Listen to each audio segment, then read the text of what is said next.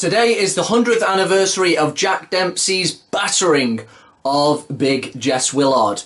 It all unfolded very brutally under a hot Toledo, Ohio sun, and the fight is, for many people, the go-to example of savagery in the gloved era.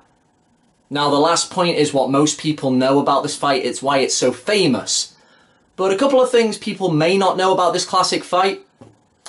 Hiram Dempsey, Jack's dad, actually picked against his son. He didn't think he was going to be able to overcome the big size disparity. Jack was 6'1", 180 pounds. Big Jess Willard was 6'6", 6'7", scraping 6'7", and weighed in at 245 pounds. It was a massive size difference for the time.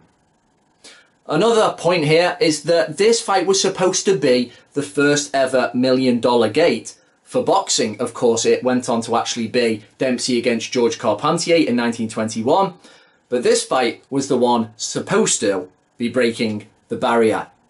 The reason it didn't was to do with a traffic jam. A lot of people were finding it difficult to get there. They ended up not getting in. So if you look at that old footage now, you will see a big wooden stadium at half capacity. Now, apart from the savagery, as mentioned, as is blatantly obvious with this fight, this is a fight that many new fans will watch and they will see a overeager, admittedly very nervous, scared as hell Jack Dempsey going ballistic after the first knockdown. What they often miss is those great moves, that great technique that set it all up. In my mind, the second swiftest feat in the heavyweight division, in the history of the heavyweight division, after Muhammad Ali. Jack was moving very fluidly, great at turning at the shoulder, and when he lets his hands go, you have got a fantastic, evenly distributed power, two-handed hitter. The kind of shots he landed on Willard in this, I can't think of a shot he didn't land on him. It got really brutal. Now, because of, in preparation for the fight, they laid another canvas on the ring. Now, what happened was one of the ropes actually muffled the bell, which made it hard to hear. So Dempsey, after the first round, he thought he'd won.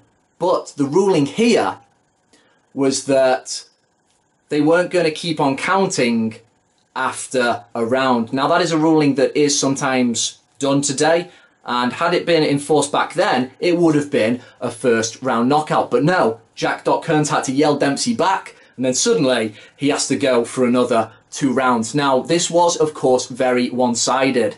And in what snippets we have of rounds 2 and 3, you will see Jack throwing all kinds of brutal uppercuts and hooks as Jess just keeps taking it and holding on. But Dempsey at this point was really tired. His arms were like lead. He was putting everything into every shot, just trying to do everything he could to destroy him. But Jess kept standing. So Dempsey was worried in there, despite how one-sided it was. Now, near the end of the fight, of course, Willard decides, I'm not going on here. And the actual injuries he supposedly sustained weren't as ridiculous. He didn't have 5 teeth knocked out, 5 broken ribs, all his jaw broken in so many places. But there definitely must have been some kind of cracks going on, because if you look at old pictures, you will see a bad dent here and on his jaw. I think something must have got broken. And he used to point to a dent in his head with the whole controversy of whether Dempsey had anything in his gloves, saying no guy could have done that. That's all baloney though. Dempsey's fists were the only things that were used to cause that. The amount of power punches he landed, it's not too surprising the damage he done. But people back then still had the nerve to call Big Jess a bit of a coward. But if you compare what fighters these days will throw the towel in for, I don't think there was any cowardice in Big Jess.